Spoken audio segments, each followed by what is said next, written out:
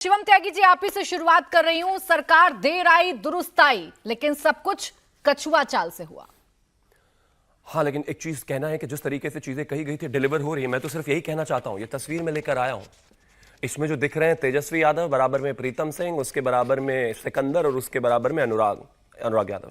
भूलिएगा मत, इनके गले तक जांच पहुंचने वाली है। जिस तरीके से इस देश में पेपर रैकेट का जो है, पेपर लीक रैकेट का जो माफिया एक तरीके से तेजस्वी यादव का पीए बना हुआ है। अब तेजस्वी यादव उसमें कितने इन्वॉल्व, क्या इन्वॉल्व है, वो तो जांच से ही पता चलेगा। लेकिन हम किसी को बख्शने वाले नहीं हैं। हमने बच्चों को कहा था कि इस देश के भविष्य के साथ हम खिलवाड़ बिल्कुल करने नहीं देंगे किसी को। और इस देश में स्टूडेंट जो है, छात्र जो है, सरकार है वही बनाते गिराते हैं भाई। 14 में उन्होंने हमारी सरकार बनाई, 19 में बनाई, अब 24 में बनाई। हमारी जो जिम्मेदारी है, हम उसको इंश्योर करेंगे कि कोई भी व्यक्ति इसमें जो है, जहां पर भी जिस भी स्तर पर इन्वॉल्व हो, लगातार इस देश के स्टूडेंट्स की मांग थी कि इसमें सीबीआई इन्वेस्टिगेशन होनी चाहिए। और अगर मैं खास तौर पर बात करूं तो एनटीए के महानिदेशक को भी जो है अलग किया गया चीजों से। विषय साफ है, इस देश में जीरो एरर परीक्षा भारतीय जनता पार्टी एनडीए सरकार का कमिटमेंट है और हम उसको डिलीवर करेंगे। सवाल इसलिए है ना कि इतनी देरी हो गई, अब छात्रों को आप पर यकीन नहीं हो पा रहा। डलाइमा में सरकार नजर आती है, कंफ्यूजन में नजर आती है। नीट पीजी का एग्जाम आप लोगों को कैंसिल करना था, तो महज 11 घंटे पहले ही आपको पता चलता है कि गड़बड़ी हो रही है, बंद कर दीजिए। वो बच्चे जो दूर दराज से चलकर आते हैं, अपने पेरेंट्स के साथ चलकर आते हैं, किराया खर्च करते हैं, उनके बारे में तो जरा सोचिए। नहीं, बेशक प्राची जी, मैं तो मानता हूं कि मैं भी अभी बहुत ज्यादा दिन हुए नहीं है कॉलेज से आए हुए।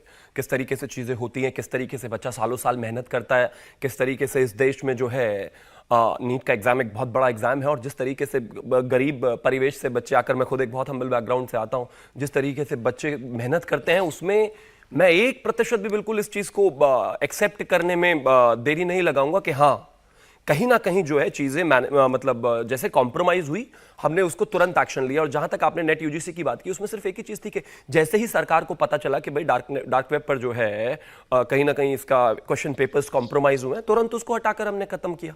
और उसको करने के साथ साथ उसमें भी सीबीआई जांच के विषय साफ है।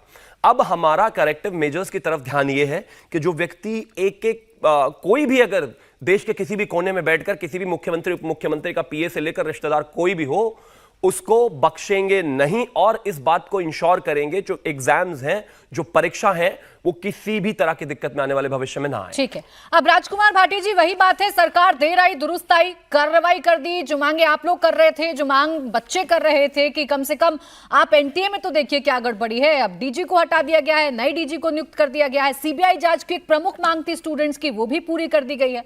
और सरकार ये कह रही है किसी भी दोषी को बख्शा नहीं जाएगा, चाहे वो सत्ता पक्ष का है या विपक्ष का है।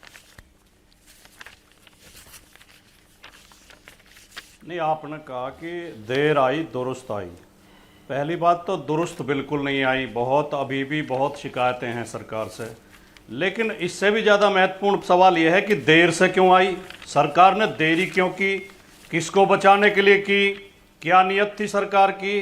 देखिए, ये पहला पर्चा और अकेला पर्चा नहीं है जो भारतीय जनता पार्टी की सरकारों में आउट हुआ है, या परीक्षा में अनियमितताएं सामने आई हैं, या परीक्षा कैंसिल करनी पड़ी है। ये एक लंबी लिस्ट है, एक लंबा सीक्वल है, पूरी सीरीज है। असलियत में तो सच्चाई तो ये है कि भारतीय जनता पार्टी के लोगों की आस्था ही नहीं है निष्पक्ष परीक्षाओं के प्रति, शिक्षा के प्रति, ज्ञान विज्ञान के प्रति। ये अफवाहों के बल पर, पाखंडों के बल पर राजनीति करना चाहते हैं।